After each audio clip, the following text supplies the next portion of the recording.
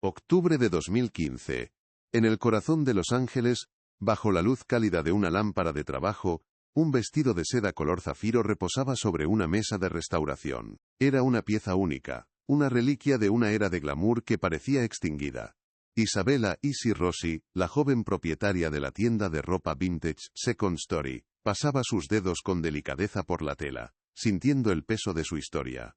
Lo había encontrado en un guardamuebles abandonado, una cápsula del tiempo sellada durante décadas.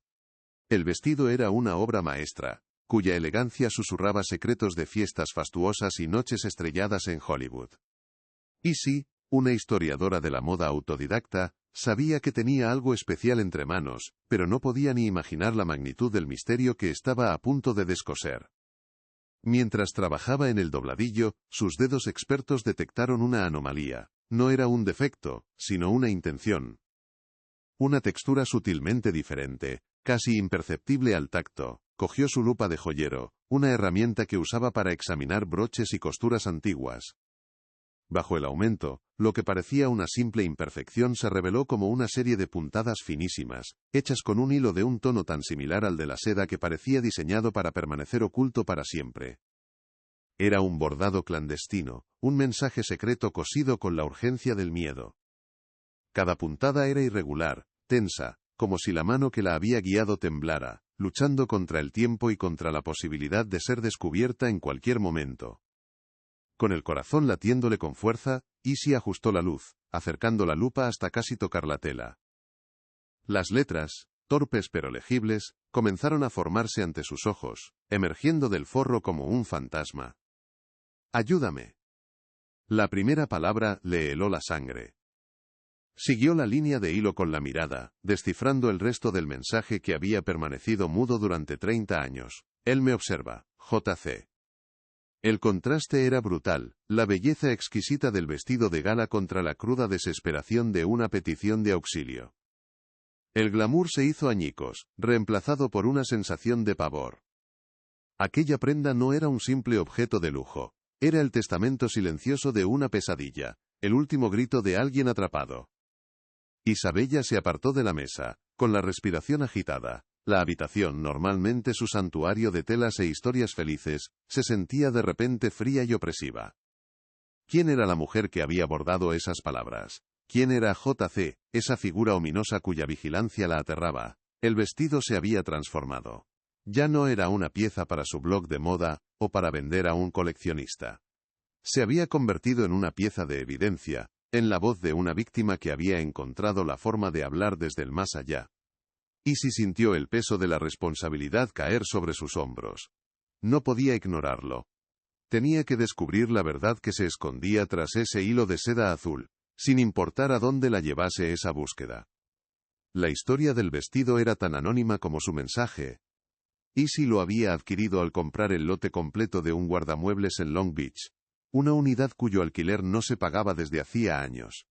Perteneció a un asistente de producción de cine, fallecido hacía tiempo, un hombre sin familia conocida. Dentro de una caja sellada con cinta adhesiva amarillenta, entre viejos guiones y fotografías de rodajes, estaba el vestido, perfectamente conservado. El hecho de que el propietario original estuviera muerto significaba que el rastro se enfriaba allí. El vestido era el único testigo, el único nexo con el pasado. Su procedencia, un callejón sin salida, solo aumentaba el misterio y la urgencia de descifrar su secreto. 30 años antes, marzo de 1985. Hollywood no era un lugar, era un estado mental. Una jungla de neón, laca y ambición desmedida. Los estudios de cine eran reinos gobernados por productores todopoderosos, hombres que podían crear una estrella con una llamada telefónica, o destruirla con un simple rumor. El aire olía a éxito y a corrupción, una mezcla embriagadora que atraía a soñadores de todo el mundo. En este universo de excesos y poder, la imagen lo era todo. Y para conseguir la imagen perfecta, la élite de la industria acudía a una sola persona, una artista que vestía sus cuerpos para la cámara, y en secreto, guardaba las confesiones que le hacían cuando se apagaban los focos. Su nombre era Elise Dubois. Conocida en los círculos más exclusivos como «la costurera de las estrellas», era una enigmática diseñadora francesa cuyo talento era tan inmenso como su discreción. Su atelier en Beverly Hills era un santuario de seda, encaje y confidencias. Las actrices más famosas y las esposas de los productores más influyentes confiaban en ella no solo para sus vestidos de la alfombra roja, sino también para escuchar sus secretos más oscuros. Elise era carismática pero profundamente reservada, una observadora silenciosa en el epicentro del poder. Su trabajo era su vida, y sus creaciones, una extensión de su alma, hasta que un día, sin previo aviso, simplemente se desvaneció por completo. Un boletín de noticias de archivo, con la imagen granulada y los colores desvaídos de la época, cuenta la historia oficial. Un presentador con rostro serio informa: la aclamada diseñadora de moda Elise Dubois, de 35 años, ha desaparecido. Su vehículo fue encontrado abandonado esta mañana cerca de la costa de Malibú, con sus llaves y su bolso en el interior. No hay signos de violencia. Fuentes policiales sugieren que la señorita Dubois, conocida por su aversión a la fama, podría haberse marchado voluntariamente para escapar de las crecientes presiones de su carrera. La narrativa oficial se cimentó rápidamente. Una artista abrumada que decidió empezar de nuevo, lejos de todo. Un caso cerrado casi antes de abrirse. De vuelta en 2015, la luz de la lámpara de Is ilumina el hilo azul zafiro. Las palabras, ayúdame, él me observa, JC ya no son solo un hallazgo curioso. Son el eco de la voz de Elise Dubois, un grito de auxilio que contradice la historia que todos aceptaron. El vestido no era una simple prenda abandonada. Era su última creación, la portadora de su último mensaje. La conclusión oficial de un abandono voluntario se desmorona frente a la evidencia de un miedo mortal. El hilo silencioso había esperado 30 años para contar la verdadera historia, y ahora, finalmente, alguien estaba escuchando. La pregunta ya no era ¿qué decía el mensaje?, sino a quién llevaría la verdad que contenía. En Oregón, a miles de kilómetros del sol implacable de Los Ángeles, la vida de Clara Dubois se regía por un orden meticuloso y silencioso. A sus 52 años, era la bibliotecaria jefe de la Biblioteca del Condado, un santuario de papel y calma donde el pasado podía ser catalogado, archivado y contenido en estanterías. Había construido esa paz con esmero durante 3 décadas, una muralla de rutinas y tranquilidad para mantener a raya el caos de una herida que nunca cerró del todo. Su mundo olía a libros viejos y a cera para pulir madera, un contraste deliberado con el perfume caro y la ambición desmedida que recordaba de la vida de su hermana.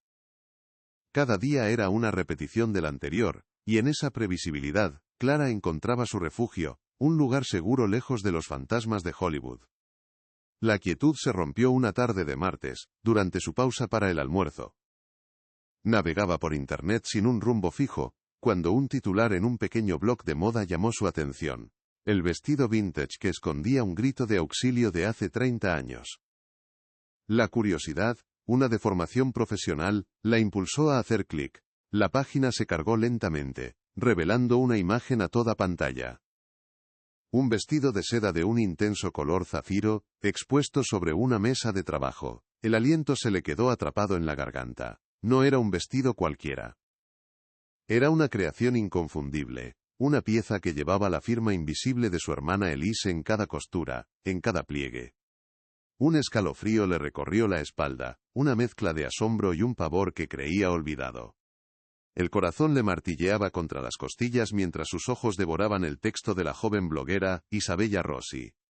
Leía sobre el guardamuebles abandonado, sobre el asistente de producción fallecido, detalles que no significaban nada para ella. Pero entonces llegó a la parte crucial, al descubrimiento en el dobladillo, la descripción de las puntadas irregulares, casi invisibles, hechas con un hilo del mismo tono azul. La lupa de joyero, la revelación, las palabras parecían saltar de la pantalla, quemándole la retina. Ayúdame. La primera palabra fue un golpe físico, un eco que resonaba en el vacío que Elise había dejado. El mundo a su alrededor, la tranquila sala de descanso de la biblioteca, se desvaneció por completo, dejándola sola con esa súplica desesperada. Él me observa, JC. Las iniciales flotaban en la pantalla, pero para Clara eran un hierro candente, J.C. Julian Croft. El nombre que había sido un tabú en su familia, susurrado con miedo y resentimiento durante años. El todopoderoso productor de cine, el mecenas, el amante de Elise. El hombre cuya sonrisa en las fotos de las revistas nunca llegaba a sus ojos. Clara sintió un sabor amargo, metálico, en la boca. 30 años intentando borrar esas iniciales de su memoria. Y ahora, un trozo de seda azul las traía de vuelta con la fuerza de una acusación formal. El velo de la duda se rasgó para siempre. Ya no era una sospecha, una intuición adolescente. Era una certeza. La narrativa oficial que la policía y la prensa habían construido en 1985 se desmoronó en un instante. Abandono voluntario. Presión de la fama. Todas aquellas frases que siempre le habían sonado huecas, a excusas baratas para cerrar un caso incómodo, se revelaron como la mentira que siempre supo que eran. Su hermana no era una artista frágil que había huido. Elise era una luchadora, una mujer de una fortaleza inmensa que había construido un imperio con aguja e hilo. Nunca habría abandonado su vida, su arte, sin más. El vestido era la prueba. No era una nota de suicidio ni una confesión de debilidad. Era un arma, un último acto de resistencia de una mujer que se sabía atrapada y que luchaba por dejar un rastro. De repente, Clara ya no era una bibliotecaria de mediana edad en Oregón. Volvió a ser la adolescente de 22 años que idolatraba a su hermana mayor, la que escuchaba al otro lado del teléfono las historias de glamour mezcladas con un miedo creciente. Recordó las llamadas nocturnas, la voz de Elise perdiendo su brillo característico al hablar de Julian. Recordó cómo describía su amor como algo asfixiante, su protección como una vigilancia constante. Me ha regalado un coche precioso, Clara, pero siento que es para saber siempre dónde estoy, le había confesado una vez. Aquellas palabras, desestimadas entonces como la ansiedad de una artista, ahora adquirían un peso siniestro y tangible. El dolor, un compañero sordo y constante durante 3 décadas, se transformó. La pena pasiva dio paso a una furia helada y afilada. La incertidumbre que la había atormentado durante la mayor parte de su vida, se solidificó en un propósito. Aquel vestido no era solo una prenda, era el testamento de Elise, una cápsula del tiempo que contenía su miedo y su valentía. El hilo azul zafiro era un cabo suelto, un camino que nadie había seguido. La policía había encontrado un coche vacío y cerrado el caso. Pero Elise había dejado algo más importante, su voz, cosida en secreto, esperando a que alguien, 30 años después, finalmente la escuchara y la entendiera. Clara cerró la tapa del ordenador portátil con un movimiento brusco y definitivo. El clic resonó en el silencio de la sala, se miró las manos, no temblaban. Estaban firmes, el orden de su vida se había hecho añicos, pero en lugar de sentirse perdida, se sintió anclada por primera vez en mucho tiempo. La promesa implícita del vestido era clara como el agua, esto no había terminado, era el principio. La historia de la desaparición de Elise Dubois no había sido escrita por completo. Faltaba el último capítulo, el capítulo de la verdad, y ahora ella, su hermana pequeña, tenía la obligación y la fuerza para escribirlo. El fantasma de Julian Croft ya no la asustaba. La pregunta ya no era qué le había pasado a Elise, la pregunta ahora era qué iba a hacer ella al respecto. Se levantó, dejando su almuerzo intacto sobre la mesa. Salió de la sala de descanso y caminó por los pasillos de su silenciosa biblioteca, pero ya no veía los libros como un refugio. Los veía como lo que eran, colecciones de historias. Y la historia de su hermana había sido mal contada, manipulada y enterrada. Tenía que corregirla. Tenía que devolverle su voz, su dignidad. El viaje sería peligroso. La enfrentaría a un hombre poderoso y a un pasado que muchos preferirían dejar enterrado, pero el miedo era un lujo que ya no podía permitirse. El vestido se había convertido en una brújula. La aguja apuntaba directamente al corazón oscuro del Hollywood de los años 80, a un hombre que aún era una leyenda viviente. Clara sabía, con una certeza que le recorría cada fibra de su ser, que seguir ese hilo la llevaría a la verdad, por muy monstruosa que fuera. La promesa no era solo para ella, era para Elise. Restauraría su memoria, no como la de una víctima que se desvaneció, sino como la de una heroína que dejó una última pista, un último desafío. La costurera de las estrellas había dado su última puntada, y ahora, 30 años después, esa puntada iba a descoserlo todo. La bibliotecaria de Oregón había muerto en esa sala de descanso. En su lugar, había nacido una investigadora, una vengadora impulsada por el amor y la rabia. El primer paso era claro. Tenía que encontrar a esa joven, Isabella Rossi. Tenía que ver ese vestido con sus propios ojos, tocar el hilo que su hermana había cosido con manos temblorosas. Tenía que hacerse con esa pieza de evidencia, la única que existía, y empezar a tirar de él, hasta que toda la trama oculta saliera a la luz. El silencio de 30 años había terminado. La voz de Elise a través de Clara estaba a punto de gritar. Pero esto era solo el comienzo de lo que estaba por venir. Antes de seguir, si esta historia ya te ha atrapado, ayúdame a que llegue a más gente. Tu apoyo es fundamental. Dale a me gusta, comparte este vídeo y, si aún no lo has hecho, suscríbete al canal y activa la campanita para no perderte ni un solo detalle de esta investigación. Déjame en los comentarios desde qué parte del mundo nos estás viendo. Y ahora, quiero preguntarte algo personal. ¿Qué harías en una situación así? Si descubrieras una pista sobre un ser querido desaparecido hace 30 años, ¿tendrías la fuerza para enfrentarte a todo y a todos por la verdad? ¿Crees que soportarías el peso de una revelación así? Marzo de 1985. Hollywood no era solo una industria. Era un ecosistema voraz. Una jungla de asfalto y neón donde los sueños se fabricaban a la misma velocidad con la que se destruían. El aire olía a una mezcla embriagadora de laca para el pelo, éxito y una corrupción sutil pero omnipresente. Los estudios de cine eran feudos modernos, gobernados por productores que actuaban con la impunidad de los antiguos reyes, hombres capaces de forjar una leyenda con una sola llamada telefónica, o de aniquilar una carrera con un simple gesto de desaprobación. En este universo de excesos desmedidos y ambición sin límites, la imagen no era importante, lo era todo. Y para esculpir esa imagen perfecta, la élite de la industria, desde las estrellas emergentes hasta las esposas de los magnates, peregrinaba a un único lugar, un santuario de seda y secretos. En el corazón de Beverly Hills, oculto a la vista de los curiosos, se encontraba el atelier de Elise Dubois. Era mucho más que una simple tienda de alta costura. Era un confesionario laico, un refugio donde las mujeres más poderosas y vulnerables de Hollywood podían despojarse de sus máscaras. Elise, conocida en los círculos más íntimos como la costurera de las estrellas, era una figura casi mítica. Diseñadora francesa de un talento desbordante, poseía un carisma magnético y una discreción a prueba de cualquier tentación.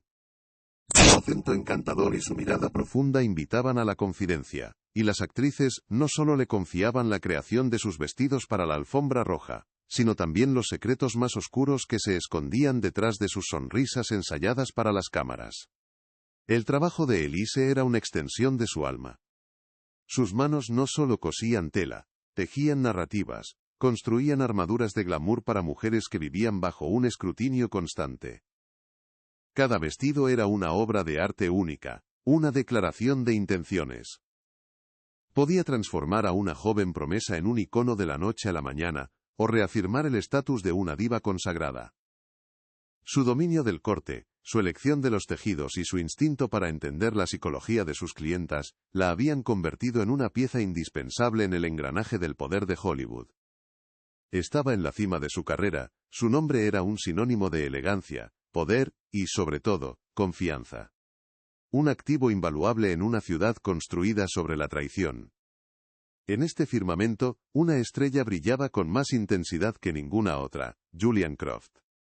Con las iniciales JC grabadas en sus gemelos de oro, era un productor legendario, un titán de la industria cuya influencia se extendía por todos los rincones de la ciudad. A sus 50 y tantos años, conservaba un carisma arrollador y una reputación de Midas del cine. Todo lo que tocaba se convertía en oro. Su poder no residía solo en su fortuna, sino en su capacidad para moldear la percepción pública.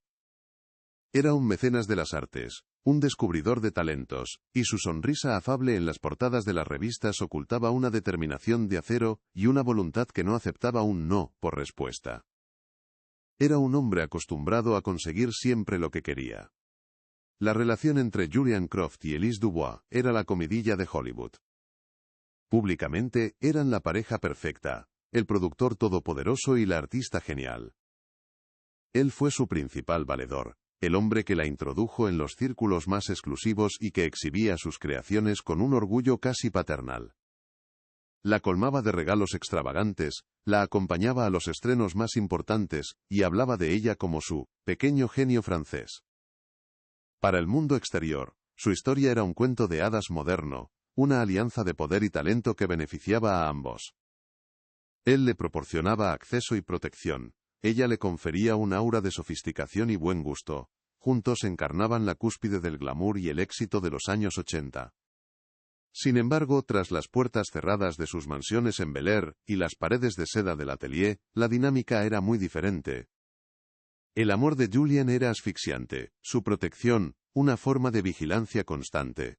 Los coches de lujo venían con choferes que informaban de cada uno de sus movimientos. Las joyas deslumbrantes se sentían como grilletes dorados. La adoración pública se transformaba en privado en una posesión celosa y paranoica.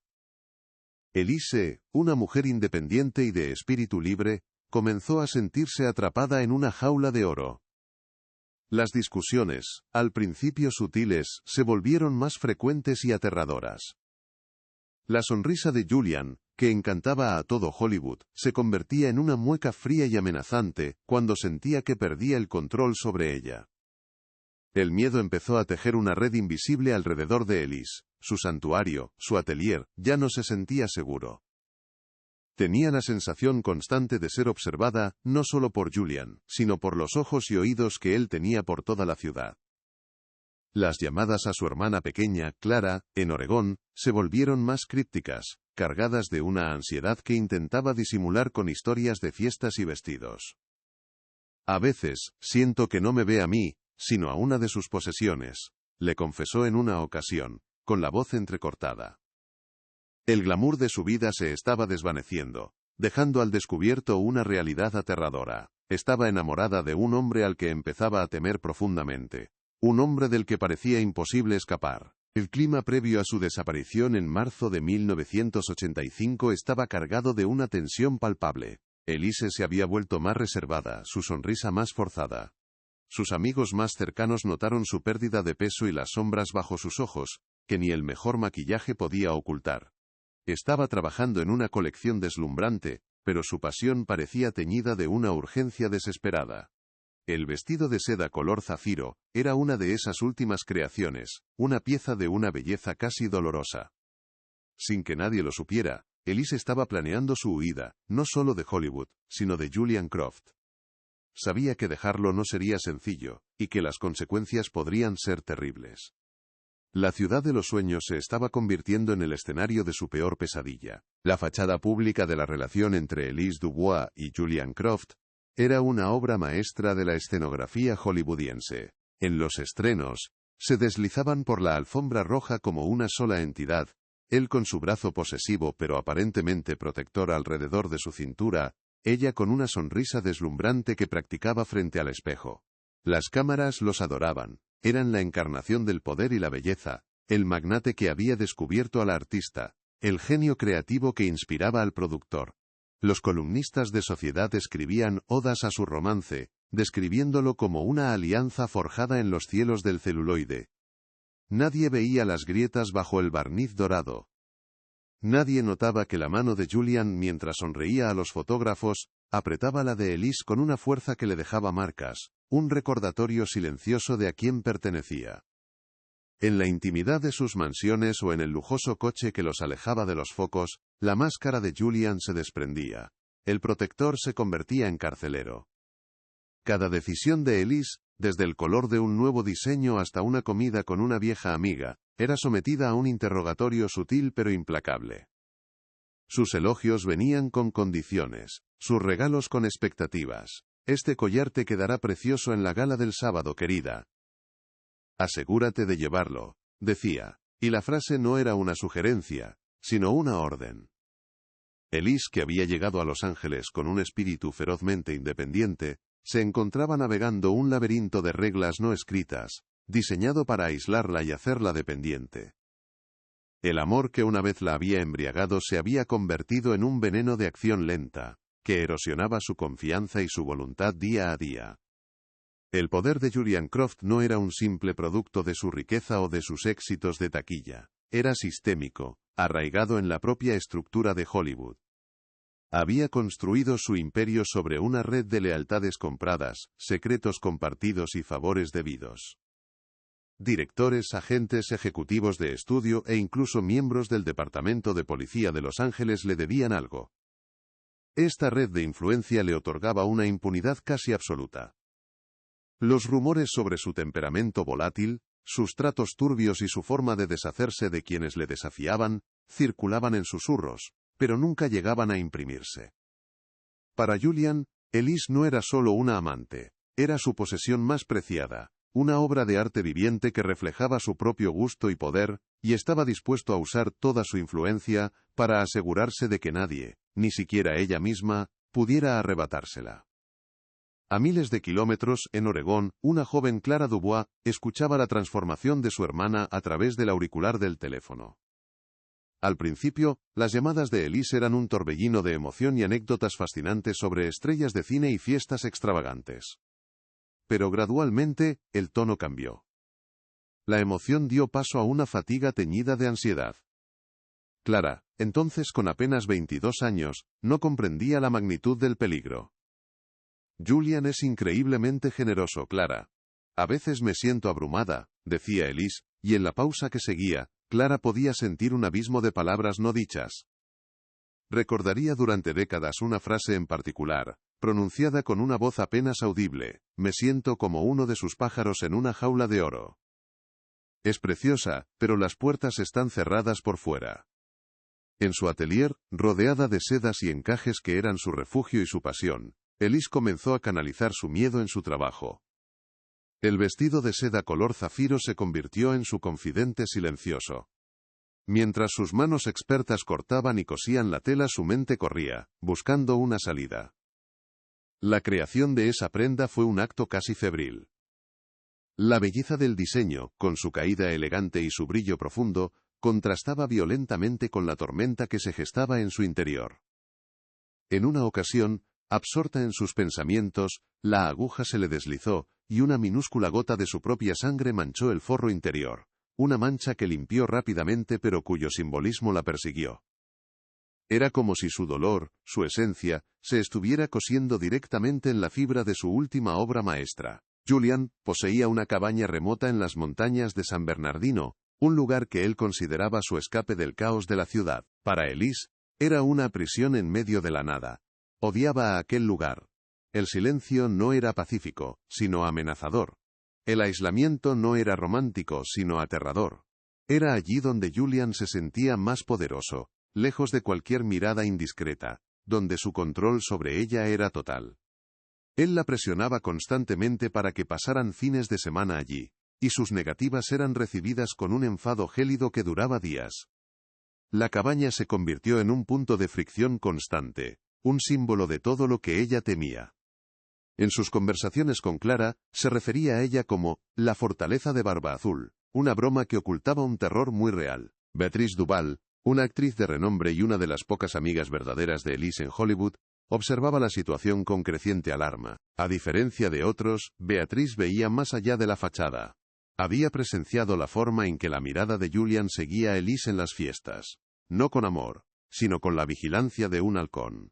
En una ocasión, en el camerino de Elise, vio una marca morada en su muñeca, que Elise intentó ocultar rápidamente bajo una pulsera. ¿Estás bien, Cherie?, preguntó Beatrice con suavidad. La respuesta de Elise fue una sonrisa frágil y una evasiva sobre su propia torpeza. Beatrice entendió el mensaje: hablar era peligroso. El miedo a las represalias de Croft, a que su carrera fuera destruida, la silenció, un remordimiento que la perseguiría durante 30 años. En las semanas previas a su desaparición en marzo de 1985, el comportamiento de Elise se volvió errático para el ojo externo, pero secretamente decidido. Había dejado de luchar contra Julian en las pequeñas cosas, adoptando una apariencia de sumisión que lo apaciguaba. Pero en secreto, estaba preparando su huida. Había estado contactando discretamente con un abogado en San Francisco, y moviendo pequeñas sumas de su propio dinero, a una cuenta que Julian no conocía. El vestido de zafiro ya no era solo un vestido, era parte de su plan de escape, la prenda que llevaría a una última gala antes de desaparecer para siempre. Y en un acto de previsión aterradora, mientras daba las últimas puntadas, tomó una decisión. Si algo salía mal, si él la descubría, dejaría un rastro. Un grito de auxilio tejido con el hilo más discreto, una última apuesta por la verdad. El primer paso de Clara fue tan visceral como ineludible. El billete de avión a Los Ángeles se compró en menos de 10 minutos, una transacción digital fría que contrastaba con el fuego que ardía en su interior. Dejó su ordenada vida en Oregón en suspenso con una simple nota para su asistente en la biblioteca. Asunto familiar urgente. Mientras hacía la maleta, sus movimientos eran mecánicos, pero su mente era un torbellino. Cada prenda doblada era un paso más lejos de la mujer que había sido durante 30 años, y un paso más cerca de la hermana que había perdido. El viaje en avión fue un borrón de nubes, y el zumbido monótono de los motores. Un purgatorio suspendido entre el santuario de su pasado reciente, y el campo de batalla que la esperaba. Los Ángeles, la ciudad que le había arrebatado a Elise, ahora la llamaba de vuelta, no con la promesa de glamour, sino con la exigencia de una verdad largamente sepultada. El vestido de zafiro era un faro, y ella, un barco que por fin había encontrado su rumbo en la oscuridad. La tienda de Isabella Rossi, Second Story, estaba en un rincón bohemio de la ciudad, un estallido de color y nostalgia en medio del hormigón. Al entrar, el tintineo de una campanilla anunció la llegada de Clara. Issy, una joven de energía vibrante rodeada de maniquíes vestidos con la moda de otra época, levantó la vista de un sombrero de plumas que estaba restaurando. Vio a una mujer de unos 50 años, con una expresión de determinación solemne que no encajaba con la clientela habitual. Sus ojos se encontraron, y en la mirada de Clara, Issy reconoció algo familiar. Un eco del dolor y la urgencia que había sentido al leer el mensaje bordado. Antes de que Clara pudiera pronunciar una palabra, Issy supo quién era. «Eres tú», susurró la joven, dejando el sombrero a un lado. «Eres su hermana, ¿verdad?» No era una pregunta, sino una afirmación, el reconocimiento de que la historia que había desenterrado acababa de cobrar vida frente a ella. Isabella la condujo a la trastienda, un espacio sagrado lleno de herramientas de restauración, libros de historia de la moda y el aroma penetrante de la naftalina y la tela antigua. Allí sobre la mesa de trabajo, iluminado por una única lámpara de cuello de cisne, reposaba el vestido. La seda de color zafiro parecía absorber la luz, emitiendo un brillo profundo y casi sobrenatural. Para Clara, fue como recibir un golpe en el pecho. El aire se le escapó de los pulmones. Era la obra de Elise, inconfundible. Reconoció el corte, la forma en que la tela caía, la audacia del color. Era como ver un fantasma de su hermana. Con una mano temblorosa, se acercó y rozó la tela. Estaba fría, pero bajo sus dedos sintió una oleada de calor, un torrente de recuerdos. Elise riendo en su atelier, el sonido de sus tijeras cortando la seda, el brillo de la pasión en sus ojos. Era el último pedazo de ella, una reliquia sagrada y una pieza de evidencia a la vez. «Quiero verlo», dijo Clara con la voz rota. Isabella, entendiendo al instante, le entregó la lupa de joyero. El metal frío se sentía pesado en su mano. Se inclinó sobre el dobladillo, acercando la lente a la tela. Y allí estaban. Las puntadas. Irregulares, tensas, casi desesperadas. El hilo, de un azul tan parecido al del vestido que era un milagro que Issy lo hubiera encontrado. Las letras tomaron forma bajo el aumento, palabras que ya había leído en una pantalla, pero que ahora veía en su cruda y tangible realidad. «Ayúdame». Cada letra era un grito silencioso. «Él me observa, JC». Las iniciales eran como un hierro candente grabado en su retina. La caligrafía de hilo era la de una mujer aterrorizada, una firma de miedo que desmentía 30 años de mentiras oficiales. Las lágrimas que había contenido durante días finalmente brotaron, cayendo sobre sus manos mientras sostenía la prueba irrefutable del terror de su hermana. Tras recomponerse, una furia helada reemplazó al dolor. Miró a Isabella, cuyos ojos reflejaban una profunda empatía. Gita C. es Julian Croft, afirmó Clara, su voz ahora firme, sin rastro de duda. Era su amante. El hombre que, según todos, la adoraba. En ese momento, la bibliotecaria metódica resurgió, canalizando su rabia en un plan. Este vestido es la voz de Elise, pero no es suficiente. Necesitamos más. En 1985, hubo un detective, Frank Miller. Fue el primero en el caso. Recuerdo que mi padre habló de él. Dijo que Miller parecía el único que realmente quería investigar, pero lo apartaron muy rápido. Su mirada se fijó en un punto lejano, rebuscando en los archivos de su memoria. Tengo que encontrarlo. Si alguien más sospechó de Croft en aquel entonces, fue él.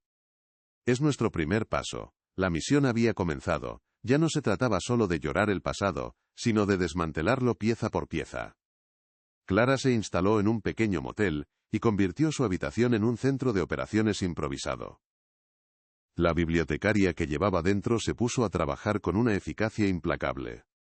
Rodeada de papeles y con la pantalla de su portátil emitiendo un brillo azulado, se sumergió en los archivos digitales. Rastreó registros públicos, antiguos directorios del Departamento de Policía de Los Ángeles y artículos de periódicos de la época. El nombre de Frank Miller aparecía brevemente en las noticias iniciales sobre la desaparición de Elise, para luego ser reemplazado por otro investigador. Tras horas de búsqueda metódica, cruzando datos y siguiendo pistas frías, encontró una posible coincidencia. Un Frank Miller de 78 años residente en un tranquilo suburbio de Torrance. Con el corazón latiéndole con fuerza marcó el número. Una voz áspera y cansada respondió al otro lado. Sí, ¿quién es? Señor Miller, dijo Clara. Mi nombre es Clara Dubois. Mi hermana era Elise Dubois. Necesito hablar con usted sobre su caso de 1985. Hubo un largo silencio en la línea, un silencio cargado con el peso de 30 años.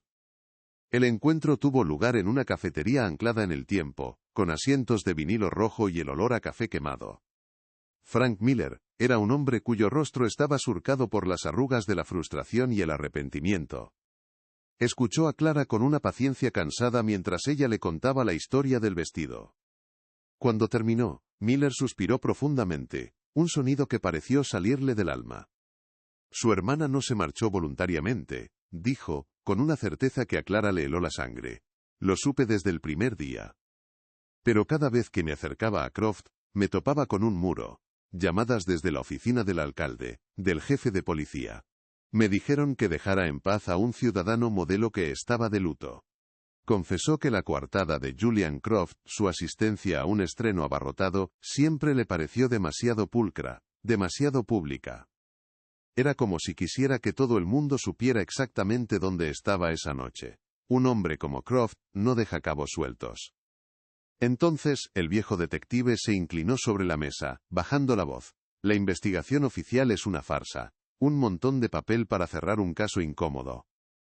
Pero yo guardé mis propias notas. Se levantó, fue a su viejo sedán aparcado fuera, y regresó con una carpeta de manila descolorida y abultada.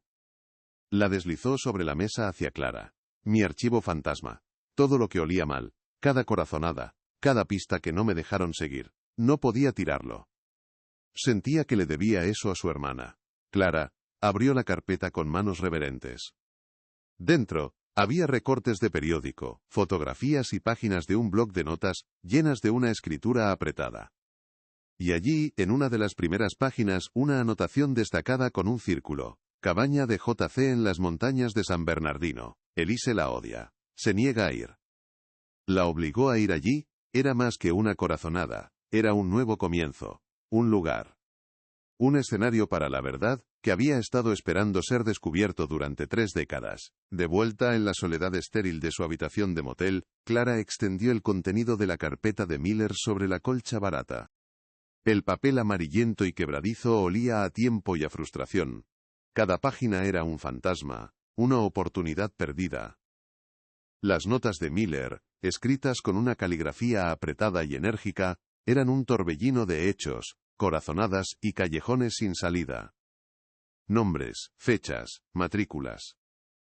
Pero una y otra vez, su mirada volvía a la misma anotación, la que había sido rodeada con un círculo varias veces. cabaña de JC en San Bernardino. No era solo una ubicación, era el epicentro del miedo de Elise. Clara podía sentirlo en la tinta desvaída, una premonición que el detective había tenido y que nadie le permitió seguir.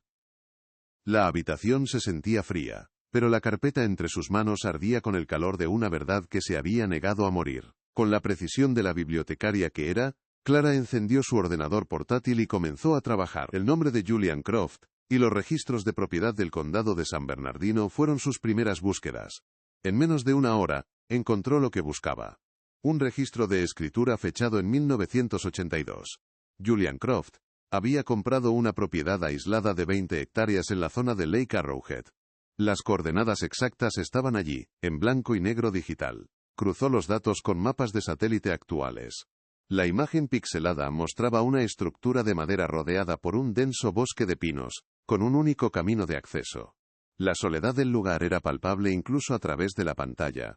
Era el escondite perfecto, o la prisión perfecta.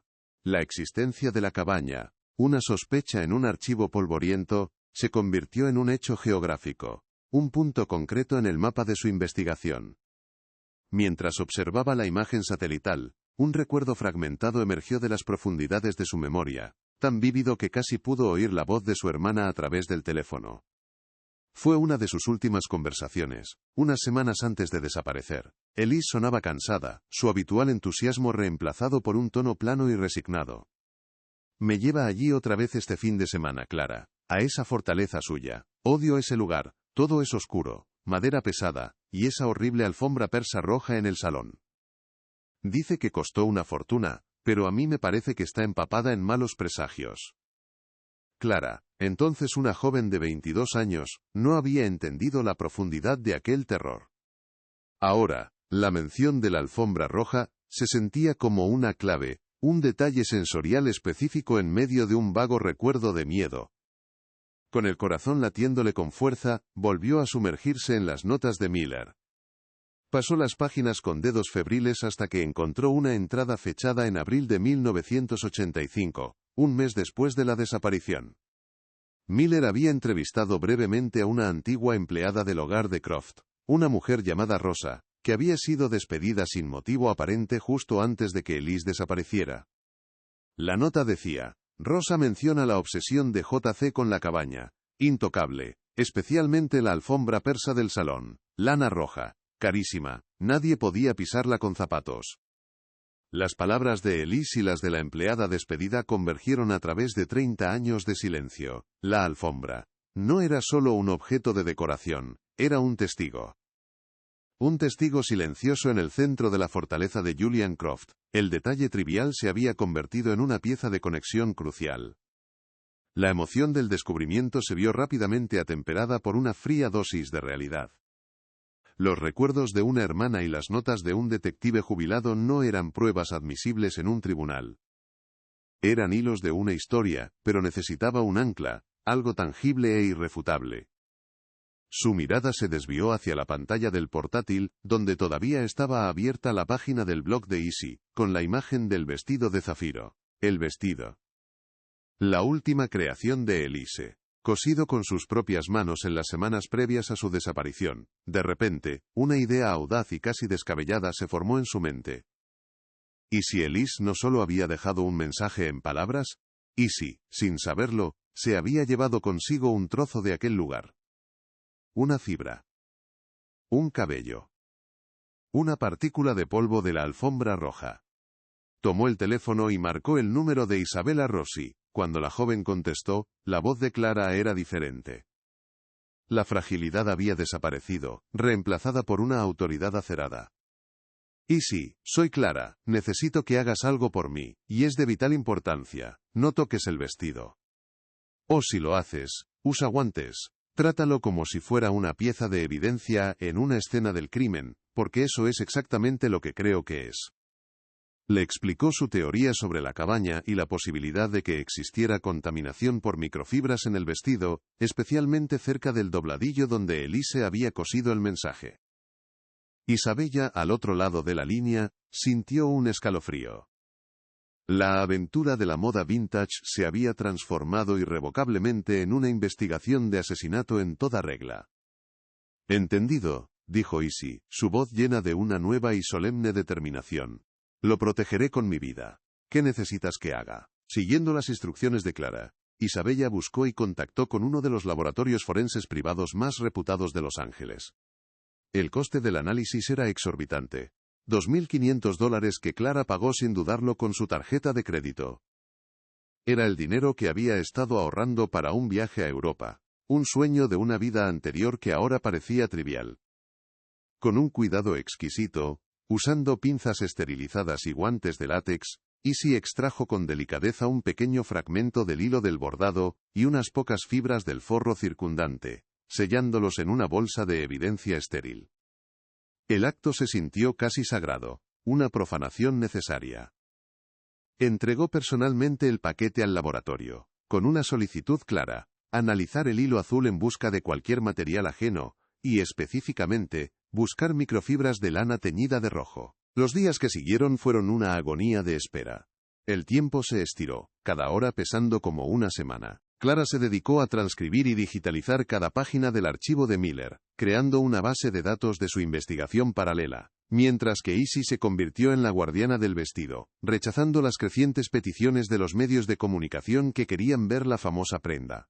La historia se había vuelto viral, pero ambas sabían que la publicidad prematura podría alertar a su adversario. Finalmente una mañana, el teléfono de Clara sonó.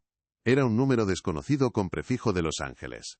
«Señorita Dubois», dijo una voz profesional y neutra al otro lado de la línea. «Soy el Dr. Aris Thorne, del laboratorio forense Sterling. Tenemos los resultados preliminares de su análisis».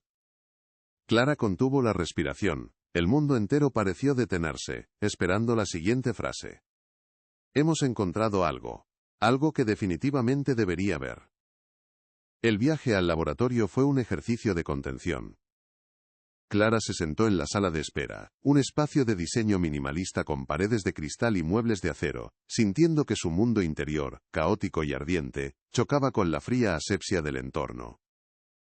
Cada minuto que pasaba era una tortura, el tic-tac de un reloj invisible marcando los segundos que la separaban de una verdad que llevaba 30 años esperando. El Dr. Aris Thorne, un hombre de mediana edad con una expresión seria y profesional, finalmente la hizo pasar a su despacho. No hubo preámbulos. Sobre su mesa de caoba, perfectamente ordenado, había un informe encuadernado y una pequeña bolsa de plástico transparente. El corazón de Clara martilleaba contra sus costillas, un tambor de guerra sordo en el silencio sepulcral de la habitación. Sabía que lo que contenía esa bolsa cambiaría el curso de su vida para siempre. El Dr. Thorne, con la delicadeza de un cirujano, le explicó los hallazgos con una precisión clínica que resultaba casi brutal. El análisis del hilo de seda azul confirma un alto nivel de tensión en la puntada, consistente con un trabajo realizado bajo un estrés extremo y con gran apuro, comenzó, señalando un gráfico en el informe. Pero eso no es lo más significativo. Abrió la bolsa de evidencia, y usando unas pinzas, extrajo un objeto casi invisible a simple vista, y lo colocó bajo la lente de un microscopio de sobremesa. Encontramos esto atrapado en las fibras del nudo final, una única microfibra de lana, de aproximadamente 0,8 milímetros. No pertenece al vestido, es un contaminante. Clara se inclinó para mirar, con la respiración contenida, viendo en la pantalla una hebra solitaria. Un filamento insignificante que contenía el peso de todo un universo de dolor. La hemos analizado mediante espectrometría, continuó el Dr. Thorne, pasando a la siguiente página del informe. Se trata de lana de oveja de cachemira, teñida con un pigmento rojo específico, un carmín de cochinilla de alta concentración, muy poco común y extremadamente caro en la década de los 80. Era un tinte reservado para textiles de lujo, como alfombras persas de la más alta calidad. Las palabras del doctor resonaron en la mente de Clara, superponiéndose a un eco lejano, a la voz de su hermana a través del teléfono. Esa horrible alfombra persa roja en el salón. Me parece que está empapada en malos presagios. La corazonada de Elise, su miedo irracional, acababa de recibir una validación científica. La prueba no era una simple fibra. Era un trozo del escenario de su pesadilla. Un testigo silencioso que había viajado 30 años en la oscuridad para testificar. Aquella fibra roja lo cambiaba todo. Transformaba la sospecha en una conexión física, el recuerdo en una evidencia tangible. El vestido y por extensión Elise había estado en la cabaña de Julian Croft. El lugar que ella detestaba, el lugar al que juró que no volvería. La narrativa oficial de un abandono voluntario se hacía añicos contra la irrefutable verdad de esa diminuta hebra carmesí. Con esta nueva arma en su arsenal, Clara supo cuál era su siguiente paso. Necesitaba un testimonio humano que diera contexto y alma a la fría prueba científica. Solo había una persona que podría proporcionárselo. Beatrice Duval, la famosa actriz, la amiga íntima de Elise, la mujer que había estado allí, y que había guardado silencio durante 3 décadas por miedo. Encontrar a Beatrice era ahora más que una necesidad. Era una obligación moral para con su hermana. Localizar a Beatrice Duval no fue tarea fácil. La actriz, ahora septuagenaria y retirada de la vida pública, vivía en un exclusivo enclave en Santa Bárbara, protegida por un muro de agentes y asistentes. Clara, aplicando la misma tenacidad metódica que usaba en su biblioteca, pasó días investigando, hasta que finalmente encontró el contacto de su agente personal. Su primer correo electrónico fue ignorado. El segundo también. En el tercero, adjuntó una única imagen. Una fotografía de alta resolución de la microfibra roja junto al informe del laboratorio. No escribió nada más. La respuesta llegó en menos de una hora. Era un mensaje corto y críptico desde una dirección de correo electrónico personal. En el Jardín Botánico de Huntington. Mañana a las 10. Venga sola. La batalla por la conciencia de Beatrice había comenzado, y Clara acababa de ganar la primera escaramuza. El encuentro se produjo en un rincón apartado del jardín japonés, bajo la sombra de un arce centenario. Beatrice Duval seguía siendo una mujer de una belleza imponente, aunque sus ojos estaban velados por una tristeza profunda y un remordimiento que el tiempo no había logrado erosionar. Escuchó a Clara en silencio, su rostro una máscara impasible mientras Clara le relataba el descubrimiento del vestido, el mensaje y la prueba de la fibra. Cuando Clara terminó, Beatrice tardó un largo rato en hablar, su mirada perdida entre los nenúfares del estanque. El miedo es un veneno muy potente, señorita Dubois, dijo al fin. Su voz, aunque frágil, conservaba la musicalidad que la había hecho famosa. Y Julian Croft era el maestro en administrarlo. Hizo que todas tuviéramos miedo. De perder nuestras carreras, nuestra reputación, nuestra seguridad. Beatrice se inclinó hacia adelante, y las compuertas de su memoria, cerradas durante 30 años, se abrieron de golpe. Julian no amaba a Elise, la poseía. Controlaba con quién hablaba, qué vestía, a dónde iba. La aisló de todos, incluyéndome a mí. Él la veía como su creación más perfecta, y la idea de que ella tuviera una voluntad propia lo volvía loco. La actriz describió con detalle la paranoia de Croft, cómo revisaba las facturas de Elise, cómo interrogaba a su personal, cómo su adoración pública se transformaba en privado en una vigilancia asfixiante. Él le regaló el mundo para poder construirle una jaula a su medida. Y todos nosotros, sus amigos, miramos hacia otro lado porque su poder nos aterrorizaba. Dejamos que se la tragara la oscuridad, y esa cobardía me ha perseguido cada día de mi vida. Entonces llegó la confesión que lo cambiaría todo, la pieza que faltaba en el rompecabezas del terror de Elise.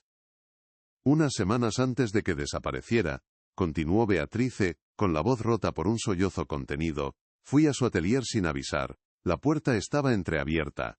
Lo oí gritar. Entré y lo vi. La tenía agarrada por el brazo, la estaba zarandeando contra la pared. Tenía una mirada que nunca olvidaré. Pura rabia. Elise me vio y él la soltó al instante, su rostro transformándose de nuevo en esa sonrisa encantadora que todos conocían. Beatrice describió cómo Elise, temblando pero intentando mantener la compostura, le suplicó con la mirada que no dijera nada. Esa noche me confesó que iba a dejarlo, que tenía un plan para escapar, y yo no hice nada para ayudarla, tuve demasiado miedo. Con el testimonio de Beatrice, la historia alcanzó una masa crítica. Isabella, sintiendo la responsabilidad de la verdad, colaboró con un periodista de investigación contactado por el detective Miller. La noticia explotó. Ya no era un artículo en un blog de moda. era un reportaje en portada de un gran medio digital, que conectaba la desaparición de Elise Dubois, la prueba forense de la fibra y el testimonio anónimo de una actriz de primer nivel, que hablaba de abuso. Por primera vez en 30 años, el nombre de Julian Croft no se mencionaba con reverencia, sino como el centro de una investigación por asesinato. El velo de impunidad que lo había protegido durante décadas comenzaba a rasgarse, y la opinión pública, antes indiferente, ahora exigía respuestas. El hilo silencioso de Elise se había convertido en un rugido ensordecedor. La respuesta del titán herido fue inmediata y brutal. A los 2 días de la publicación del artículo, un mensajero entregó sendos sobres en la tienda de Isabella y en el motel de Clara. Eran gruesos, de papel de lino color crema, con el membrete en relieve de uno de los bufetes de abogados más caros y temidos de Beverly Hills. Dentro, una carta de cese y desistimiento. El lenguaje era gélido y amenazante, acusándolas de difamación, de acoso y de infligir deliberadamente angustia emocional a un anciano venerable y respetado. Exigía la retracción inmediata de todas las acusaciones infundadas, y amenazaba con una demanda por una cifra con tantos ceros, que a Clara le dio vértigo. Era un golpe de mazo diseñado para aplastarlas, para recordarles contra quién estaban luchando, no solo un hombre, sino un imperio. Clara y Isabella se reunieron esa noche en la trastienda de Second Story, con las 2 cartas sobre la mesa, junto al vestido de zafiro que lo había empezado todo. El aire estaba cargado de tensión. La amenaza era real y aterradora. Podían perderlo todo. Pero mientras miraban las cartas, y luego se miraban la una a la otra, el miedo comenzó a disiparse, reemplazado por una claridad acerada.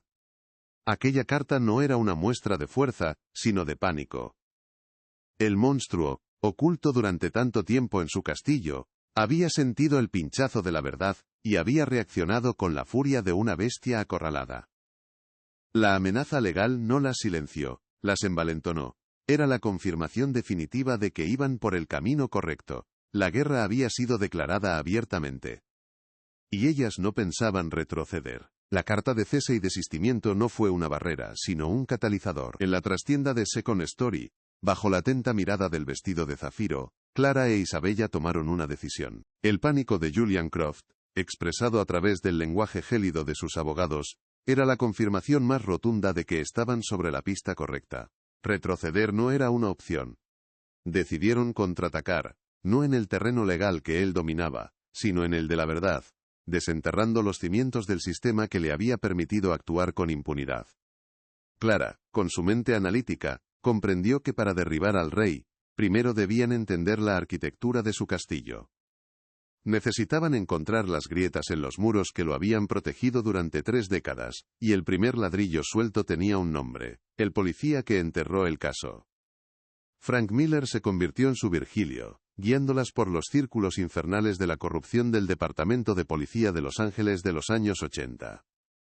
En otra reunión en la misma cafetería de vinilo rojo, el viejo detective dibujó en una servilleta la red de influencia de Croft. Mencionó un nombre que pronunció con un desdén que el tiempo no había mitigado: Marcus Thorne. Un detective que había sido su colega, un hombre cuya ambición era tan visible como sus trajes caros, siempre por encima de su sueldo de funcionario. Thorne fue quien heredó el caso de Elise Dubois después de que a Miller lo apartaran. En cuestión de semanas lo archivó como abandono voluntario. Miller siempre había sospechado que Thorne no solo había sido negligente, sino que había estado en la nómina de Julian Croft, un peón bien pagado en un juego mucho más grande. Encontrar a Marcus Thorne en 2015 fue como perseguir a un fantasma. Se había retirado del cuerpo hacía más de 20 años y su rastro se había enfriado. Pero se enfrentaba a la tenacidad de una bibliotecaria con una misión. Clara se sumergió en bases de datos públicas, registros de la propiedad y archivos de licencias comerciales. Durante días no encontró nada. Hasta que una noche, cruzando registros, dio con un hilo. Thorne había fundado una empresa de seguridad privada de alto nivel apenas un año después de su jubilación anticipada. Y el principal cliente de esa empresa, según los registros fiscales que Clara logró desenterrar, había sido durante casi una década el estudio cinematográfico de Julian Croft.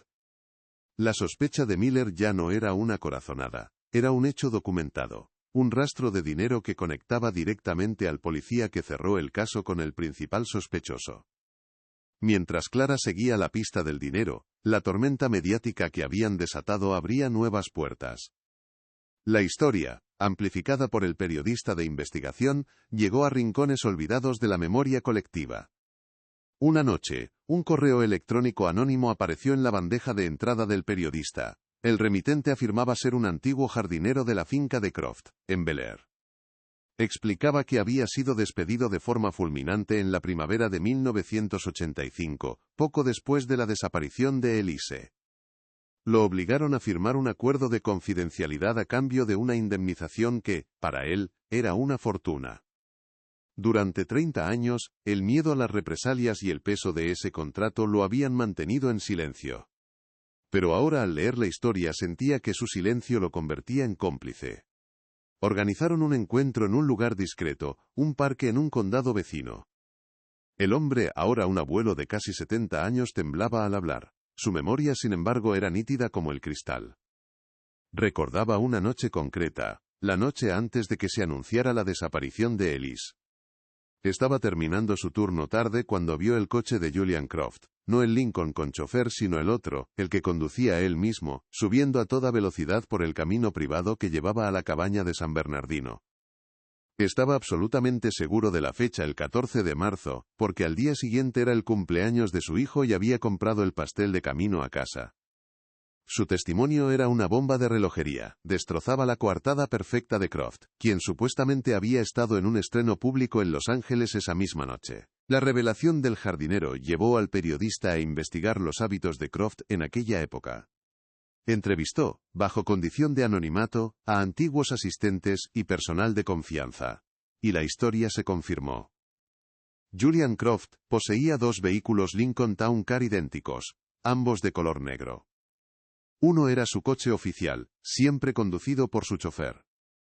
El otro era su vehículo privado, guardado en un garaje separado para sus escapadas personales. La estrategia se reveló en toda su escalofriante simplicidad. Croft pudo haber enviado a su chofer con el coche oficial al estreno, creando una coartada pública e inexpugnable, mientras él, al volante del coche gemelo, conducía hacia las montañas para encontrarse con Elise. La conspiración se ampliaba. No fue un simple encubrimiento, sino un engaño meticulosamente planeado y ejecutado. La investigación había escalado a un nuevo nivel. Ya no se trataba de un hombre poderoso que había cometido un crimen pasional, sino de una conspiración sistémica. La evidencia apuntaba a un asesinato premeditado, un encubrimiento policial orquestado por un detective corrupto, y una red de silencio comprada con dinero e influencia. Frank Miller se lo explicó a Clara sin rodeos. El poder de Julian Croft no era solo persuasión, era una telaraña de dependencias financieras y secretos compartidos que mantenía a media ciudad en su bolsillo. Elise no había sido víctima únicamente de la rabia de un amante celoso. Había sido víctima de un sistema corrupto diseñado para proteger a sus miembros más poderosos. El objetivo ya no era solo obtener justicia para Elise, sino exponer la podredumbre que se escondía bajo el brillo dorado de Hollywood. La respuesta del imperio de Croft no se hizo esperar. La maquinaria legal y de relaciones públicas se centró en la figura más vulnerable, Beatrice Duval. De la noche a la mañana, los tabloides se llenaron de historias que atacaban su credibilidad. Artículos anónimos desenterraron viejos rumores. Insinuaron problemas de memoria, y la pintaron como una actriz olvidada y resentida, desesperada por volver a ser el centro de atención. Era una campaña de desprestigio clásica, brutal y eficaz, diseñada para aislarla y anular la fuerza de su testimonio. Beatrice, aterrorizada, estuvo a punto de retractarse. Pero Clara e Isabella no la dejaron sola. Se convirtieron en su sombra, en su apoyo incondicional, recordándole que su voz era la voz de Elise. La batalla se había vuelto pública, sucia y profundamente personal. El valor, sin embargo, resultó ser contagioso. Al ver la campaña contra Beatriz y la valentía del jardinero, otra figura del pasado decidió romper su silencio. Rosa, la antigua ama de llaves que aparecía en las notas de Miller, contactó con el periodista desde su retiro en Arizona. Su testimonio, contado con la voz frágil de una octogenaria, fue escalofriante. confirmó la obsesión de Croft por la cabaña y la alfombra persa roja. Pero añadió un detalle que heló la sangre de Clara. La semana siguiente a la desaparición de Elise, Croft contrató a una empresa de limpieza industrial, algo que nunca antes había hecho. Les dio una orden muy específica: realizar una limpieza profunda de la cabaña, y sobre todo les ordenó que se deshicieran de la gran alfombra roja del salón. Simplemente hacerla desaparecer. La alfombra nunca fue vista de nuevo. La revelación de Rosa fue la pieza que conectó toda la conspiración. La limpieza industrial, la eliminación deliberada de la alfombra. No era el comportamiento de un hombre de luto, sino el de alguien que estaba borrando metódicamente las pruebas de un crimen.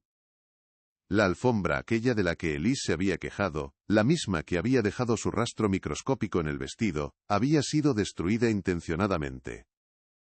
Clara comprendió con un horror absoluto que Julian Croft no se había limitado a encubrir sus huellas. Había esterilizado una escena del crimen con la frialdad de un profesional. La premeditación era innegable. La cabaña de las montañas de San Bernardino no era solo un refugio de lujo, sino una sala de ejecución que había sido blanqueada hasta el último rincón. El punto de inflexión había llegado. La coartada destrozada por el jardinero, la conexión financiera con el detective corrupto, el testimonio de Beatriz sobre la violencia, la confesión del ama de llaves sobre la destrucción de pruebas, y como ancla de todo, la prueba forense irrefutable que unía a Elise con aquel lugar. Clara ya no tenía solo una historia conmovedora, tenía los elementos de un caso sólido y procesable. Los hilos sueltos que había empezado a tirar se habían trenzado en una soga gruesa e inquebrantable que apuntaba directamente al cuello de una leyenda. La cuestión ya no era si podían demostrar lo que había sucedido, sino si el sistema judicial de 2015 tendría el coraje de enfrentarse a un fantasma todopoderoso del pasado. El peso de 30 años de silencio estaba a punto de derrumbarse. La presión sobre la oficina del fiscal del distrito de Los Ángeles se había vuelto insoportable. Un hervidero mediático alimentado por cada nueva revelación. Sin embargo, la maquinaria de la justicia se movía con una lentitud exasperante. A pesar de los testimonios, de la fibra roja y de la coartada rota, los abogados de Julian Croft habían levantado un muro legal inexpugnable. Argumentaban la antigüedad del caso, la falta de un cuerpo, la credibilidad cuestionable de testigos que habían guardado silencio durante 3 décadas. La fiscalía, temerosa de enfrentarse a una leyenda y perder en un juicio espectacular, dudaba. Le comunicaron a Clara que, aunque el caso era moralmente convincente, carecían de la pistola humeante, la prueba irrefutable necesaria para obtener una orden de registro para la propiedad de la cabaña, el único lugar donde la verdad final podía estar enterrada. El tiempo se estaba convirtiendo en su enemigo cada día que pasaba. Julian Croft, con su salud visiblemente deteriorada, se acercaba más a llevarse el secreto a la tumba, logrando una victoria final desde el más allá. En la penumbra de su habitación de motel, rodeada de recortes de prensa y notas, Clara sintió una desesperación helada. La frustración dio paso a una idea temeraria, una jugada de ajedrez final y suicida. Si el sistema no podía obligar al monstruo a salir de su guarida, ella iría a la guarida a buscarlo. No para obtener una confesión, un acto que sabía imposible, sino para provocarlo, para arrancarle la máscara de anciano venerable y grabar, aunque fuera por un segundo, el rostro del depredador que su hermana había conocido. Era una apuesta de todo o nada, un acto que podía destruirla, pero era la única carta que le quedaba por jugar. Frank Miller e Isabella intentaron disuadirla con vehemencia. Es una locura, Clara. Estás entrando en la jaula del león, le suplicó Miller, su rostro curtido por la preocupación. Él tiene un ejército de abogados y seguridad, te destrozará. Pero la decisión de Clara era inquebrantable, forjada en 30 años de dolor e incertidumbre. Con una pequeña grabadora digital oculta en la palma de su mano, un minúsculo punto de luz roja parpadeando como un latido secreto, se dirigió hacia Bel Air. Condujo por las calles serpenteantes flanqueadas por mansiones que parecían fortalezas, cada una un monumento al poder y al secreto.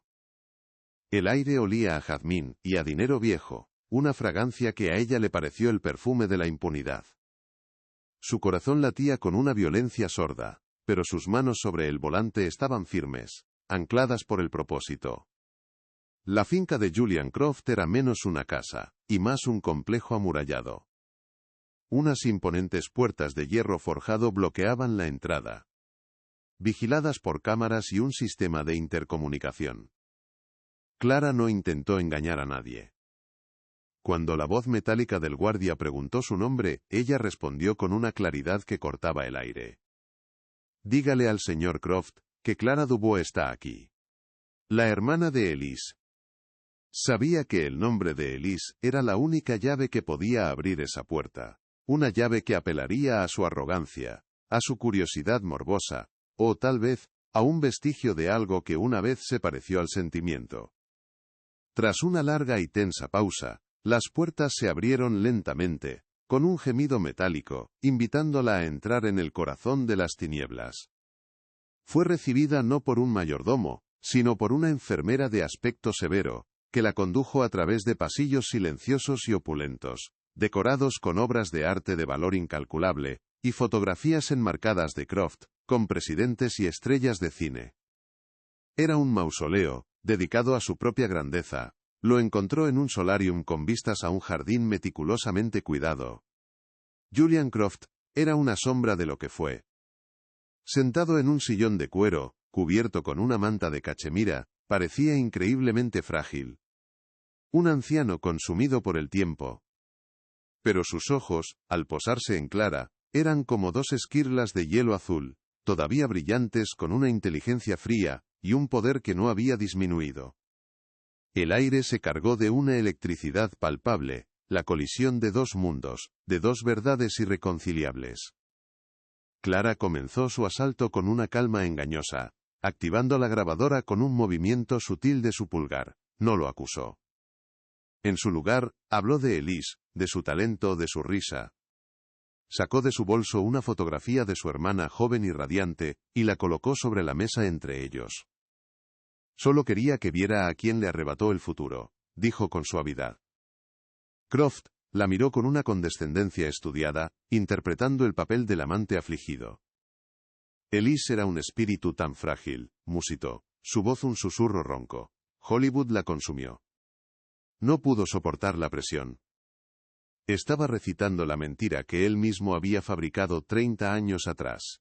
Una narrativa pulida por décadas de repetición y autoengaño. No fue Hollywood quien la consumió, señor Croft. Fue usted, replicó Clara, su voz ganando un filo de acero. Y entonces, como un fiscal en su alegato final, comenzó a exponer las pruebas, una por una. La voz de Beatrice describiendo su ira. El testimonio del jardinero que lo vio conducir hacia la cabaña. La confesión del ama de llaves sobre la limpieza. Con cada frase, la fachada de Croft se agrietaba sutilmente. Sus dedos, cubiertos de manchas de la edad, se aferraban a los brazos del sillón, pero se mantuvo impasible hasta que Clara jugó su última carta. Y luego está el vestido. Su última creación. La que llevaba puesta cuando la mató. Dejó un mensaje para nosotros, Julian. Y también dejó un recuerdo de su alfombra. La alfombra persa roja de la cabaña. La que mandó quemar. La mención de la alfombra fue la chispa que incendió la pólvora. El nombre de pila, Julian, pronunciado sin el debido respeto, rompió el último vestigio de su control. La máscara de anciano venerable se desintegró, revelando al monstruo que se escondía debajo. Sus ojos azules se encendieron con una furia primordial, la misma que Beatriz había descrito. Se irguió en su silla, su cuerpo frágil temblando con una energía violenta. Esa desagradecida, siseó, su voz ya no era un susurro, sino un graznido lleno de veneno. Yo la creé, era mía, le di el mundo y quería abandonarme. Nadie abandona a Julian Croft. El aire se llenó del olor a ozono de su rabia, una furia tan pura y potente que pareció absorber todo el oxígeno de la habitación. En su arrebato de ira, en su necesidad de reafirmar su poder sobre la memoria de Elise, cometió el error fatal. La arrogancia, su eterna compañera, lo traicionó. Con una sonrisa torcida y cruel, una mueca de triunfo macabro, se inclinó hacia Clara, asegurándose de que entendiera la magnitud de su control final sobre el destino de su hermana. Nunca la encontrarán, escupió las palabras. ¿Sabes por qué? Porque está donde siempre debió estar. Bajo mis pies. junto a esa estúpida baratija que tanto amaba. Ese pequeño broche de zafiro que su padre le regaló.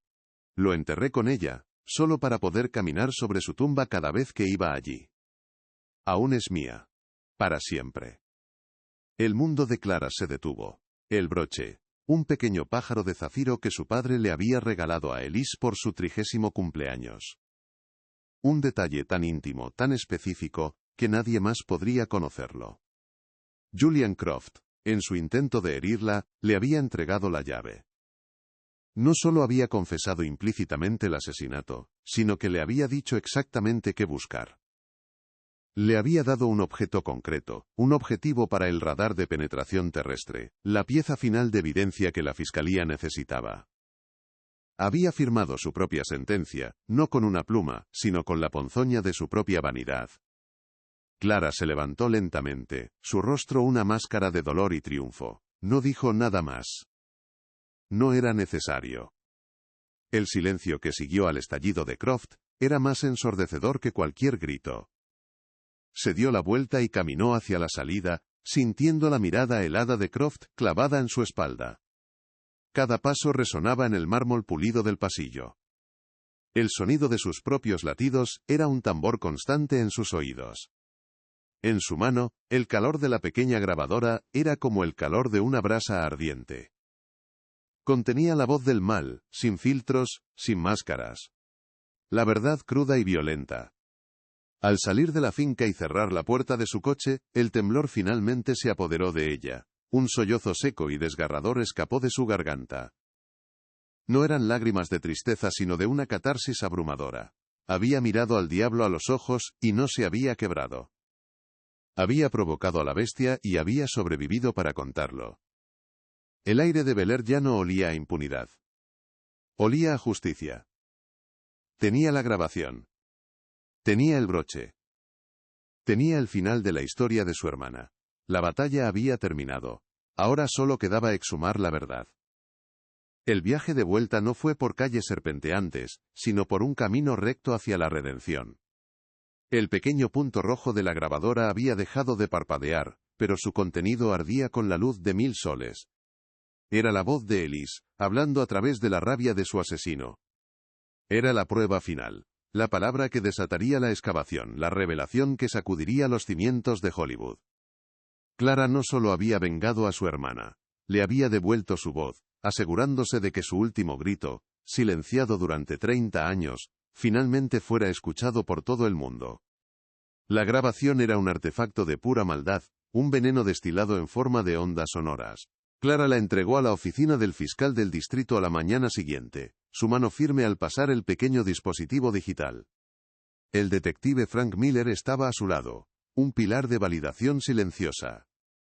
En una sala de conferencias estéril, la fiscal adjunta, una mujer joven y ambiciosa que inicialmente se había mostrado escéptica, escuchó la grabación.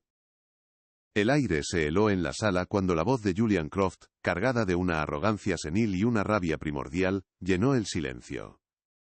La confesión sobre el broche del pájaro de zafiro no fue una pistola humeante, fue un cañonazo que derribó 30 años de muros legales y mentiras. El rostro de la fiscal pasó de la duda a una conmoción absoluta, y luego a una determinación gélida. La caza había terminado. En menos de 24 horas, la maquinaria judicial, antes lenta y obstruida, se movió con una celeridad asombrosa. La grabación, autentificada por expertos forenses de audio, proporcionó la causa probable e irrefutable que necesitaban. Un juez, visiblemente afectado tras escuchar él mismo la confesión, firmó la orden de registro para la propiedad de la cabaña en las montañas de San Bernardino. La operación se planificó en secreto, bajo un estricto bloqueo informativo para evitar cualquier filtración a la prensa. Un convoy de vehículos del departamento del sheriff y unidades forenses se preparó al amanecer. Para Clara, que esperaba en una habitación de hotel junto a un ansioso Frank Miller, cada minuto de espera era una tortura, el último y más largo tramo de un maratón que había durado toda su vida adulta. La verdad estaba a solo unos kilómetros de distancia, enterrada bajo tierra. El amanecer en las montañas de San Bernardino era frío y silencioso. Un contraste brutal con la frenética actividad que estaba a punto de desatarse. El convoy policial subió por el sinuoso camino privado, sus luces rompiendo la penumbra del bosque. La cabaña de madera que había sido el escenario de una pesadilla inimaginable parecía dormida e inocente. Los equipos forenses se desplegaron con una eficiencia metódica, acordonando la propiedad. Utilizaron un radar de penetración terrestre, una tecnología que no existía en 1985, para escanear el terreno alrededor de la cabaña, centrándose en el área que Croft había descrito con tanto desdén. Clara, observando desde una distancia prudencial permitida por Miller, sentía cada pitido del dispositivo como un latido del corazón de su hermana, a punto de revelar su secreto final.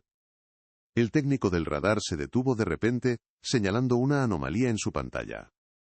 A unos 10 metros de la cabaña, cerca de las raíces de un viejo roble retorcido, el radar mostraba una alteración en el subsuelo consistente con un enterramiento. El lugar fue marcado con pequeñas banderas amarillas. El silencio se hizo más denso mientras un equipo de arqueólogos forenses comenzaba la excavación con una delicadeza quirúrgica. Retiraron la tierra capa por capa, centímetro a centímetro. El aire se cargó de una tensión casi insoportable. Cada palada de tierra era una pregunta, cada cepillado una súplica. Frank Miller puso una mano reconfortante en el hombro de Clara, pero ambos contenían la respiración, sabiendo que estaban al borde de confirmar un horror que solo habían podido imaginar. Y entonces, lo encontraron. Primero, un fragmento de hueso humano, oscurecido por el tiempo y la tierra. Luego, más restos, dispuestos de una manera que indicaba un entierro apresurado y sin ceremonia. Los arqueólogos trabajaron con una reverencia sombría, desenterrando lentamente lo que quedaba de una vida robada. Fue entonces cuando uno de ellos hizo una pausa. Con un pincel fino, retiró la tierra de un pequeño objeto que brillaba con un destello azul y dorado bajo la luz de la mañana. Lo levantó con unas pinzas, y el sol de California se reflejó en las facetas de una piedra preciosa. Era un pájaro. Un pequeño pájaro de zafiro, idéntico al que el padre de Clara y Elise les había regalado. La confesión de Croft se había materializado, un último acto de crueldad convertido en la prueba definitiva. La confirmación oficial llegó 48 horas después. Los restos óseos, analizados en el laboratorio del forense, fueron identificados de manera concluyente a través de los registros dentales. Pertenecían a Elise Dubois. El informe determinó que la causa de la muerte fue un traumatismo cráneoencefálico severo, consistente con un golpe violento. La narrativa oficial de un abandono voluntario no solo se desmintió, sino que fue aniquilada y reemplazada por la cruda y violenta verdad de un feminicidio. La pregunta que había perseguido a Clara durante 30 años, ¿qué le pasó a Elise?, tenía por fin una respuesta clínica, brutal y definitiva. Su hermana no había huido. Había luchado, había sido asesinada, y había sido silenciada por el hombre que juraba amarla. La noticia estalló como una supernova. La detención de Julian Croft, filmada por helicópteros de noticias que sobrevolaban su mansión de Bel Air, se convirtió en la imagen del año. El titán de Hollywood, el venerable anciano, ahora era solo un asesino desenmascarado. Su legado, construido sobre décadas de poder, miedo y manipulación, se derrumbó en un instante. Los estudios de cine retiraron su nombre de los edificios, las galas benéficas devolvieron sus donaciones, y las estrellas que una vez lo idolatraron, se apresuraron a condenarlo. La historia de Elise y el vestido de zafiro se convirtió en un símbolo global, un cuento con moraleja sobre el abuso de poder y la justicia que, aunque tardía, a veces encuentra su camino. Julian Croft nunca se sentó en el banquillo de los acusados. Su salud, ya frágil, se deterioró a una velocidad vertiginosa tras su detención. Sus abogados argumentaron, y los médicos confirmaron, que era física y mentalmente incapaz de afrontar un juicio.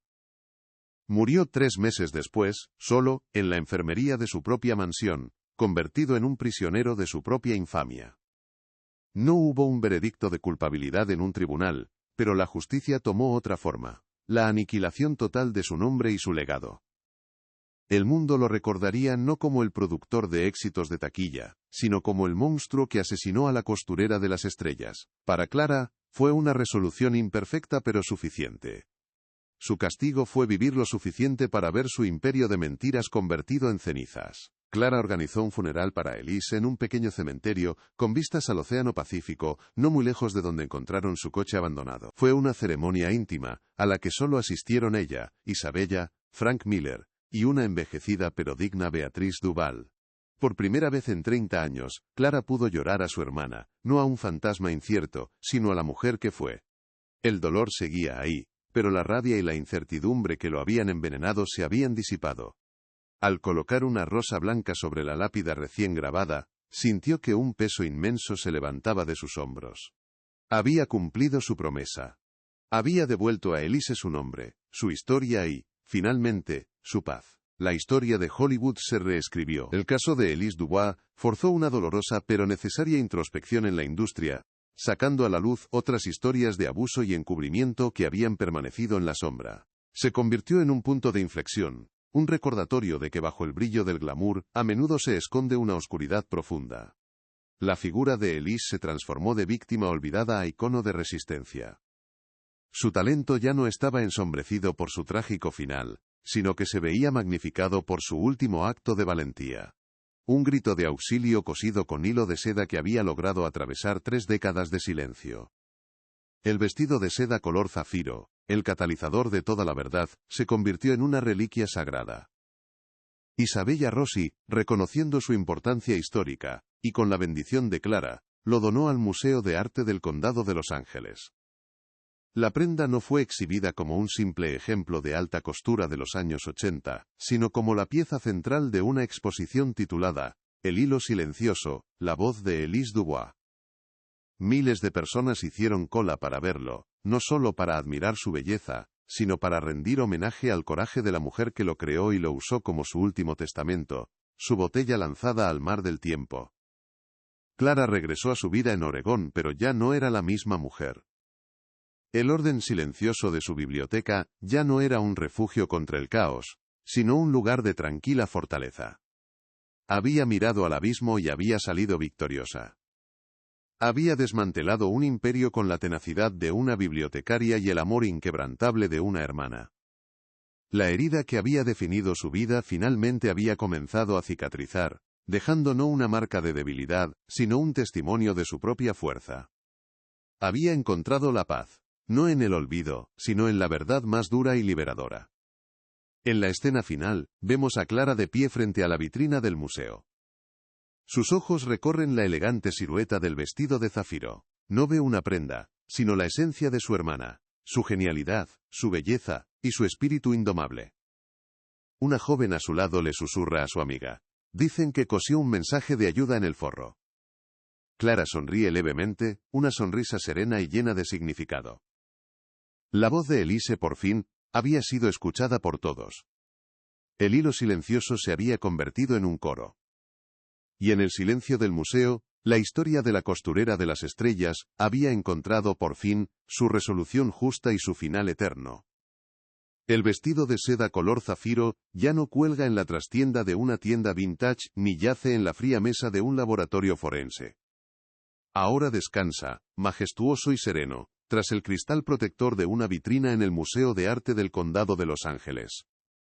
Iluminado con una luz suave y reverencial, su belleza es casi dolorosa.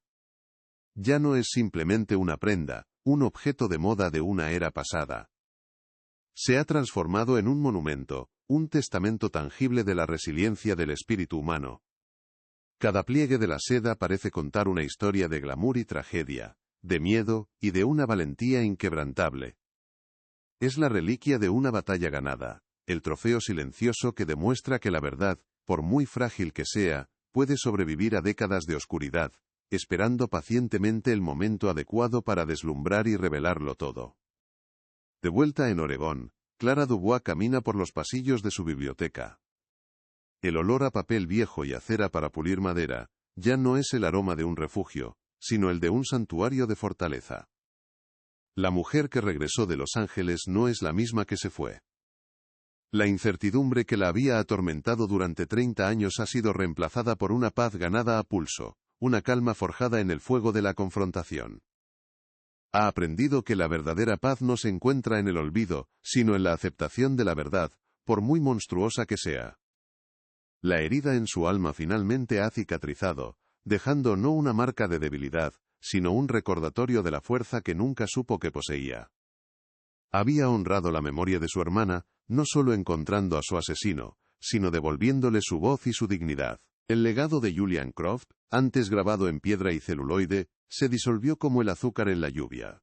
Su nombre fue borrado de los edificios, sus premios revocados, su influencia convertida en una mancha vergonzosa en la historia de Hollywood. El caso de Elise Dubois se convirtió en un punto de inflexión, un catalizador, que obligó a la industria a mirarse en un espejo que le devolvía una imagen grotesca. Su historia abrió la puerta a otras, animando a otras víctimas a romper el pacto de silencio que durante tanto tiempo había protegido a los depredadores. La caída de Croft no fue solo la caída de un hombre, fue una grieta sísmica en los cimientos de un sistema que había permitido que el poder y el dinero compraran la impunidad, demostrando que ni la leyenda más grande está a salvo cuando la verdad decide salir a la luz. Algunos argumentarán que la verdadera justicia nunca llegó, que la muerte de Julian Croft, en la comodidad de su propia mansión, le robó al mundo un veredicto de culpabilidad. Pero la justicia tiene muchas formas. Su castigo no fue una celda de prisión, sino la aniquilación total de su legado. Fue vivir lo suficiente para ver cómo su imperio de miedo se desmoronaba, cómo su nombre se convertía en sinónimo de monstruosidad, mientras que el de Elise Dubois se elevaba como un símbolo de resistencia. La corte de la opinión pública, alimentada por la verdad irrefutable, dictó una sentencia mucho más duradera que cualquier condena legal.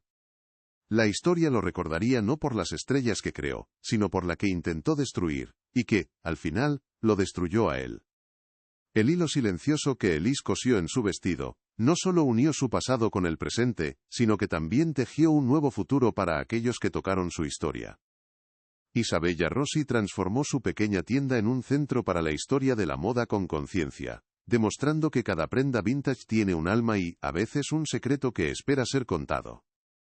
El detective Frank Miller encontró la redención, el peso de 30 años de arrepentimiento levantado de sus hombros al saber que su instinto inicial era correcto y que finalmente había contribuido a cerrar el caso que lo atormentaba.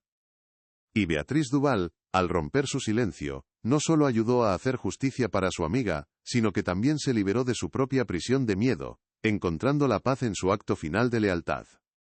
La historia de Elise Dubois es, en su esencia, una poderosa lección sobre la naturaleza del poder. Demuestra que la fuerza más intimidante no reside en la riqueza, la influencia o la capacidad de infundir miedo, sino en la tenacidad de una sola voz que se niega a ser extinguida. Un grito de auxilio, cosido con la urgencia del terror en el forro de un vestido, resultó ser más potente que un imperio construido sobre el silencio y la complicidad. Es un recordatorio de que la verdad no necesita un ejército, solo necesita a una persona que la escuche, a una persona que crea, y a una persona lo suficientemente valiente como para tirar del hilo, sin importar lo que pueda encontrar al otro lado. La historia de Elise Dubois ha llegado a su fin, pero nos obliga a hacernos una pregunta incómoda. ¿Cuántos otros hilos silenciosos siguen esperando en la oscuridad, cosidos en los dobladillos de historias no contadas? El mundo está lleno de voces que han sido silenciadas. Si crees, como nosotros, que cada una de esas voces merece ser escuchada, y que la verdad siempre debe prevalecer, te invito a formar parte de nuestra comunidad. Suscríbete, activa las notificaciones, y comparte esta historia. Porque hay muchos secretos que aún debemos descoser juntos, y cada historia revelada es una victoria contra el silencio. En su vitrina de cristal, el vestido de zafiro parece respirar, ya no es un objeto pasivo, es un participante activo en su propia leyenda. El hilo silencioso ha cumplido su misión, se ha convertido en un faro para los olvidados, un emblema para los que luchan contra la injusticia. Su belleza ya no es meramente estética, está imbuida de un significado profundo, una fusión de arte y resistencia. La gente no solo ve una obra maestra de la alta costura, sino que siente el temblor de la mano que cosió el mensaje, la determinación de la hermana que buscó la verdad y el triunfo final de la justicia sobre el poder. Es una prenda que viste la memoria de una nación. Elise Dubois, la costurera de las estrellas, dio su última puntada en un acto de desesperación, sin saber si alguien la encontraría alguna vez. No podía imaginar que ese simple gesto, ese grito tejido en seda, se convertiría en su legado más perdurable, más potente que cualquiera de sus creaciones para la alfombra roja. Su aguja no solo atravesó la tela, sino que perforó el velo de 3 décadas de mentiras. Porque hay voces que ni siquiera la tumba puede acallar por completo, y hay secretos que, una vez descosidos con el hilo de la verdad, tienen el poder de cambiar el mundo para siempre.